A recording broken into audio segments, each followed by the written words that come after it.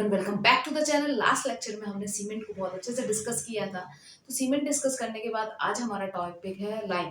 तो सीमेंट जो है आज के ज़माने में ज़्यादा यूज़ किया जाता है। लाइम हमारे एंशिएंट टाइम में एक बाइंडिंग प्रॉपर्टी की तरह यूज़ किया जाता था, बाइंडिंग मटेरियल की तरह यूज़ किया जाता था। लेकिन सीमेंट की बात करें तो सीमेंट में भी लाइम यूज़ किया जाता है। तो बहुत ही कुछ इंपॉर्टेंट टर्म्स हैं जो कि एसएससी जेईई डायरेक्टली पूछ लेता है, क्योंकि एसएससी जेईई के एग्जाम बस आने वाला है, जोरों शोरों से आप लोगों की तैयारी चल रही होगी। तो वो जो टर्म्स हैं वो बहुत ही डायरेक्टली पूछे जाते हैं। तो उन्हीं टर्म्स को आज डिफरेंट डिफरेंट जो टर्म्स हैं हम उनको डिस्कस करने वाले हैं। तो पहले टर्म के संग शुरू करते हैं। तो पहला टर्म है कैल्सिनेशन। अगर हम पहले टर्म की बात करें, कैल्सिनेशन जो है, कैल्सिनेशन क्या है? हमारे पास एक कैल्शियम कार्बोनेट होता है जिसका फॉर्मूला है CaCO3, बिल्कुल याद होना चाहिए। तो एक कैल्शियम कार्बोनेट होता है जिसको CaCO3 बोलते हैं।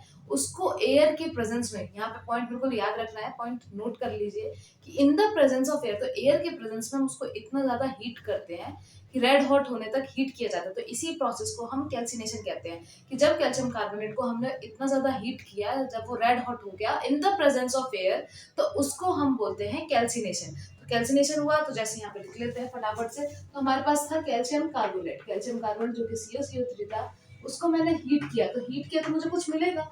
तो कैल्शियम कार्बोनेट को जब मैंने हीट किया तो मुझे मिलेगा CaO। और कैल्शियम कार्बोनेट के साथ जो ये निकला, सॉरी CaO, जिसको हम क्विक लाइम भी बोलते हैं, क्विक लाइम भी बोलते हैं और इसे कास्टिक लाइम भी बोला जाता है। ये दोनों ही नाम इंपॉर्टेंट है, याद रख लीजिएगा। तो क्विक लाइम बोलते हैं इसे, कास्टिक लाइम भी बोला जाता है। तो ये सब जो है इसके नाम है, डिफरेंट डिफरेंट नाम है। और इसके संग हमारी एक गैस निकलती है जो कि कार्बन डाइऑक्साइड है। तो ये हीट करने पे, इसी प्रोसेस को जब हमने बहुत ज्यादा रेड हॉट हीट किया कि मेरे सीने में नहीं तो तेरे सीने में आग कहीं ना कहीं तो होनी चाहिए, तो आग अभी कैल्शियम कार्बोनेट के पास है, उसको बहुत ज्यादा हमने हीट किया, हीट होने के बाद वो क्विक लाइम बनाता है। तो इस प्रोसेस को हम कैल्सिनेशन बोलते हैं। फिर अब क्या होता है कि क्योंकि लाइम के पास एक बड़ी ही स्पेशल प्रॉपर्टी है, क्योंकि अब इसके सीने में आग थी और ये calcium carbonate calcium quick lime बना लेता है, कास्टिक लाइम बना लेता है। तो अब इसका क्या है कि ये वाटर को देख के है ना, इसको अपना प्यार याद आ जाता है। तो बहुत ज्यादा एफिनिटी है इसकी, प्यार है वाटर के लिए। तो वाटर के लिए प्यार है, तो ये अब इसके संग उसका बॉन्ड बनाता है, जिसे हम स्लेक्ड लाइम भी कहते हैं। और जब हमारा क्विक लाइम या फिर कास्टिक लाइम वाटर को देख के उसकी एफिनिटी शो करता है, उसकी तरफ अट्रैक्शन शो करता है, और जब उसके संग जाके कंबाइन होता है, इसी प्रोसेस को हम बोलते हैं स्लेकिंग। क्या होता है ये स्लेकिंग? वाटर के संग कंबाइन होना। जो हमारा क्विक लाइम है वो वाटर के संग कंबाइन हुआ और उसने बनाया कैल्शियम कैल्शियम हाइड्रोक्साइड। तो ये जो उसने बनाया है, हाइड्रोलिक लाइम बना लिया, या फिर हम उसको बोल सकते हैं स्लेक्ड लाइम बना लिया। ये सब इसके नाम है, इसको स्लेक्ड लाइम के नाम से भी जाना जाता है। तो स्लेक्ड लाइम बना लिया, तो ये क्या है, बेसिकली कैल्शियम हाइड्रोक्साइड बनाया उसने।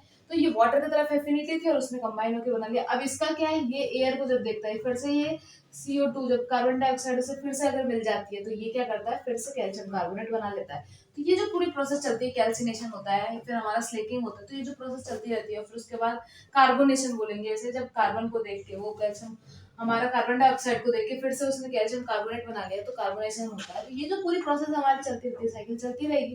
तो इसी को बोलते हैं हम लाइम साइकिल। तो इस साइकिल को बोला जाता है लाइम साइकिल। तो अभी हमने कैल्सिनेशन देखा कि कैल्शियम कार्बोनेट को हमने रेड हॉट होने तक बहुत ही ज्यादा हीट किया। फिर वो जो हमारा कास्टिक लाइम, जो हमारा कास्टिक लाइम बना, क्विक लाइम बना, उसने क्या किया, वाटर को देख के अपनी एक स्लेक्ड लाइम बना ली, जिस प्रोसेस को स्लेकिंग कहते हैं।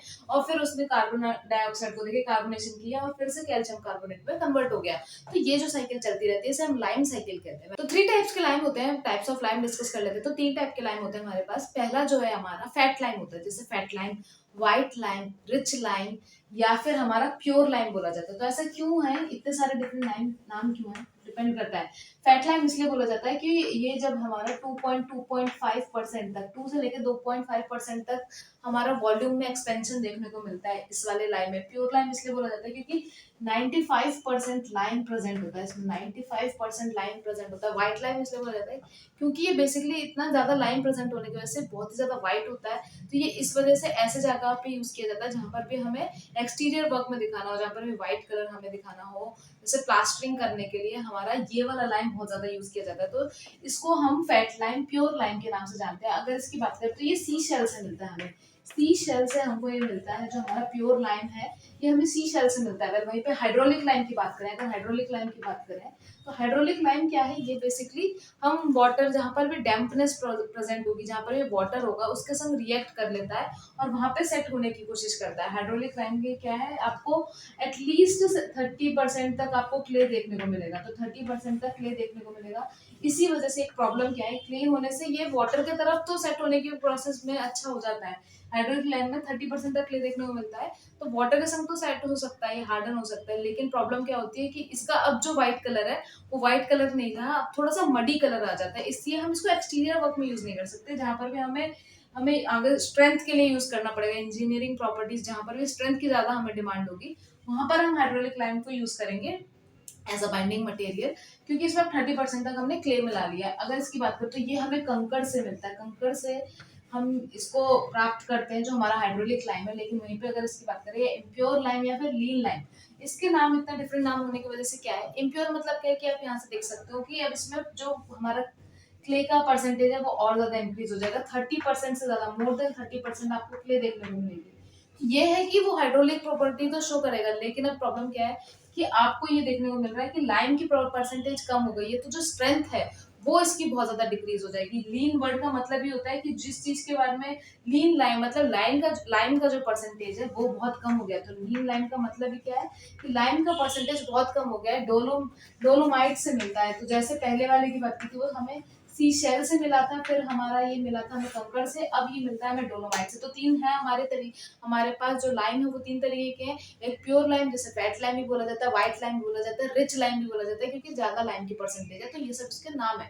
फैट लाइम इसलिए बोला जाता है क्योंकि वॉल्यूम में चेंज देखने को मिलता है। वहीं पे हाइड्रोलिक लाइम जो है जो हमें कंकड़ से मिलता है, इसमें 30% क्ले होने की वजह से इसकी जो स्ट्रेंथ है वो बहुत अच्छी हो जाती है, लेकिन इसमें मडी कलर हो जाता है थोड़ा सा, तो हम इसको ऐसी जगह यूज नहीं कर सकते जहां पर भी एक्सटीरियर वर्क के लिए हमें यूज करना है या फिर हमें शो ऑफ करने के लिए यूज करना होता है। लेकिन वहीं पे इम्प्योर लाइन और लीन लाइन की बात करते हैं, तो इम्प्योर लाइन क्या है कि ये इतना ज्यादा प्योर नहीं रहा है, इसमें लाइन का परसेंटेज हमने कम कर दिया है, क्ले का परसेंटेज इंक्रीज हो रहा है, तो ना ही इसमें अब स्ट्रेंथ ज्यादा देखने को मिलती है और हाइड्रोलिक प्रॉपर्टी का भी इंक्रीज होने से कोई फायदा नहीं है, क्योंकि हमारे में स्ट्रेंथ उसको देखने को मिली नहीं है। तो डोलोमाइट में यूज किया जाता है, तो ये बहुत ही ज्यादा इंफीरियर टास्क, जहां पर भी हमें इतना ज्यादा स्ट्रेंथ की जरूरत नहीं है, इंफीरियर टास्क जो होता है हमारे सिविल इंजीनियरिंग में, वहां पर हम इसको यूज करते हैं। क्लासिफिकेशन ऑफ लाइम की बात करें तो लाइम के कुछ क्लासेस होते हैं, जैसे कि A B C D E F, तो हमने 6 क्लासेस में उसको डिफाइन किया है। तो क्लासिफिकेशन ऑफ लाइम है, तो पहला क्लास ए किसे कहा जाता है, अगर हम क्लासिफिकेशन की बात करें तो पहला क्लास है हमारा हाइड्रोलिक लाइम है। तो हाइड्रोलिक लाइम को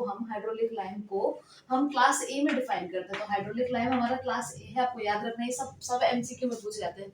अगर क्लास बी की वहीं पे बात करते हैं तो सेमी हाइड्रोलिक लाइम जो होता है हमारा, सेमी हाइड्रोलिक लाइम जो है वो क्लास बी में आता है। हमारा क्लास सी में हमारा कौन सा आएगा, फैट लाइम, जिसे हम व्हाइट लाइम भी बोलते हैं, रिच लाइम भी बोलते हैं, या फिर हमारा प्योर लाइम भी बोला जाता है। तो ये सब जो है ये हमारे क्लास सी में आते हैं। क्लास डी की अगर बात करें तो ये क्या है, हमारा जो लीन लाइम था या फिर इम्प्योर लाइम था, लीन लाइम था या फिर हमारा जो इम्प्योर लाइम था, इसको हम क्लास डी में क्लासिफाई करते हैं। क्लास ई की बात करें, बहुत इंपॉर्टेंट है, केवाईटी में पूछा भी गया है, इंपॉर्टेंट है। तो ये हमारा क्या है कि हम इसे कंकड़ लाइम बोलते हैं। कंकड़ लाइम जो है ये हमारा क्लास ई में आता है। और अगर हम इसकी बात करें क्लास एफ की, तो सिलिशियस डोलोमेटिक लाइम, सिलिशियस डोलोमेटिक लाइम, तो डी तक तो सबको याद होता है, ये ई और एफ आपको याद रखना है। तो सिलिशियस डोलोमेटिक लाइम जो है वो हमारा क्लास एफ में हम इसको डिफाइन करते हैं। तो ये सब जो है हमारे लाइम के क्लासिफिकेशन है, लाइम के क्लासिफिकेशन है। तो class A hydraulic, class B semi hydraulic, class C impure, class C हमारा प्योर और क्लास डी हमारा इम्प्योर, क्लास ई हमारा हो गया कंकड़ लाइम और क्लास एफ हो गया हमारा सिलिशियस डोलोमेटिक लाइम। तो ये सारे क्लासिफिकेशन है, आपको याद रखने हैं।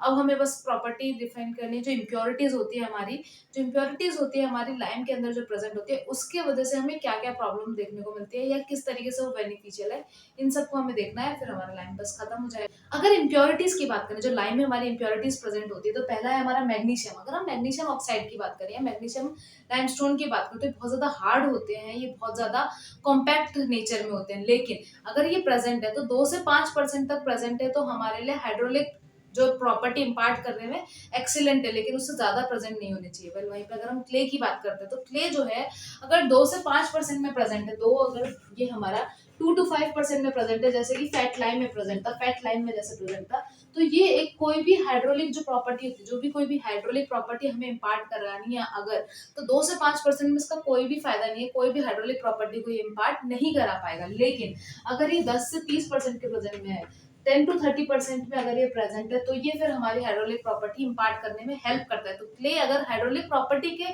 कंसर्न में हम इसे यूज कर रहे हैं अगर, तो क्ले का परसेंटेज हमारा 10 से 30% के बीच में होना चाहिए। वहीं पे अगर हम बात करते हैं कि आयरन पायरेट्स, तो आयरन पायरेट्स हाईली अनडिजायरेबल है, हाईली अनडिजायरेबल, बिल्कुल नहीं चाहिए हमें। लेकिन अगर हाइड्रोलिक प्रॉपर्टी के लिए बनाना चाह रहे हो, हाइड्रोलिक प्रॉपर्टी के लिए लाइन चाहिए, तो फिर हमें 2 से 5% चाहिए होगा अगर हाइड्रोलिक प्रॉपर्टी इंपार्ट करनी है। हाइड्रोलिक प्रॉपर्टी इंपार्ट करने के लिए इसका 2 से 5% होना बहुत ही अति आवश्यक तक है, तो मतलब बहुत ज्यादा आवश्यक है, लेकिन बहुत ज्यादा इंपॉर्टेंट है। लेकिन अगर हमें इससे रिलेटेड कोई भी काम नहीं करना, तो फिर हमारा हाईली अनडिजायरेबल है, ये हमें बिल्कुल नहीं चाहिए। वहीं पर अगर हम सल्फर की बात करते हैं, तो सल्फर जो है स्लेकिंग प्रोसेस को स्लो कर देता है। जो स्लेकिंग प्रोसेस है, वाटर के संग एफिनिटी दिखाता है और फिर उसके संग होता है, तो उसको क्या कर देता है, स्लो कर देता है। इसको कर देता है स्लो। और जो हमारे सेटिंग रेट होती है, सेटिंग क्या है कि लाइन ने एक पेस्ट बनाया, लाइन में पेस्ट बनाने के बाद जो हार्डन प्रोसेस होना चाहता है, वो हार्डनिंग की तरफ जाना चाहता है, हार्डन होना चाहता है, उस प्रोसेस को हम सेटिंग कहते हैं। तो सेटिंग प्रोसेस जो है उसको सेटिंग रेट को इंक्रीज कर देता है, सेटिंग रेट इंक्रीज कर देता है, स्लैकिंग प्रोसेस को स्लो कर देता है। तो सल्फर की यहाँ पर हमें जरूरत है। और अगर एल्केली की बात करें, तो जिस तरीके से हाईली अनडिजायरेबल कौन था हमारे लिए, आयरन पायरेट्स थे, वैसे ही हमारा ये जो एल्कली है, इसकी जरूरत तो ना हमें सीमेंट में थी, ना ही यहाँ पर है। तो ये जो है हाईली अनडिजायरेबल है, लेकिन अगर हम इसमें कुछ नहीं कर सकते, तो 3 से 5% तक प्रेजेंट है तो हमारे लिए ओके है, उसके बाद हम इसको बर्दाश्त नहीं कर सकते। तो लेकिन अगर हम इसकी बात करें, हाईली अनडिजायरेबल है, 3 to 5% चलेगा। तो अब बहुत ही फटाफट से देख लेते हैं। तो लाइम हमने देखा था, लाइम में कैल्सिनेशन क्या है, रेड हॉट होने तक हम उसको बिल्कुल हीट करेंगे, फिर उसको जो हमारा कैल्शियम कार्बोनेट है वो कास्टिक लाइम में या फिर हमारा क्विक लाइम में कन्वर्ट हो जाएगा, वाटर की तरह एफिनिटी है, स्लिक्ड लाइम में कन्वर्ट हो जाएगा। ये साइकिल चलती रहती है। कार्बन डाइऑक्साइड को देख के कार्बोनेशन प्रोसेस करते हैं, ये साइकिल चलती रहती है। उसके बाद हमने देखे थे 3 टाइप के लाइम देखे थे हमने, जो कि हमारा था प्योर लाइम, जिसे white lime, rich lime, fat lime भी कहते हैं। सब नाम के अपने अपने मतलब है, क्यों है ये आपको अपना कमेंट सेक्शन में जरूर बताइएगा। फिर उसके बाद हमारा हाइड्रोलिक लाइम है, फिर हमने देखा इम्प्योर लाइम, फिर हमने देखा कि क्लासिफिकेशन किए थे, तो हमने 6 बेसिस पे क्लासिफिकेशन किए थे। पहला क्या था, हमारा हाइड्रोलिक लाइम, फिर हमारा सेमी हाइड्रोलिक लाइम, फिर हमारा प्योर लाइम, फिर हमारा इम्प्योर लाइम, फिर हमारा क्या होता है जो हमारा कंकड़ लाइम है, और फिर सिलिशियस डोलोमेटिक लाइम। ये सारे क्लासिफिकेशन है। और उसके बाद जो इम्प्योरिटीज हमारे में प्रेजेंट होती है, तो कौन सी हाईली अनडिजायरेबल है और कौन सी कितने परसेंटेज तक होनी चाहिए, बिल्कुल आपको माइंड में रखना है। हो सकता है मैचिंग में पूछ ले, हो सकता है एमसीक्यू में पूछ लिया जाए, तो किसी भी तरीके से पूछा जा सकता है। तो तैयारी बिल्कुल अच्छे से करना है, क्योंकि कुछ किए बिना जय जयकार नहीं होती, और कोशिश करने वालों की कभी हार नहीं होती। तो मिलते हैं नेक्स्ट लेक्चर में। टिल देन आप कमेंट सेक्शन में जरूर बताइएगा कि किस पॉइंट पर हम किस टॉपिक पर वीडियो ला सकते हैं। और अगर आपने हमारे पीवाईक्यू के क्वेश्चंस नहीं देखे तो जरूर जाके देख लीजिएगा। अब तक हमने 500 से ज्यादा क्वेश्चन को डिस्कस कर लिया होगा, और वो क्वेश्चन के संग ही हम अच्छे से थ्योरी डिस्कस कर सकते हैं। तो आप वो लेक्चर जरूर देख लीजिएगा, लिंक आपको डिस्क्रिप्शन बॉक्स में मिल जाएगी। Thank you so much for watching.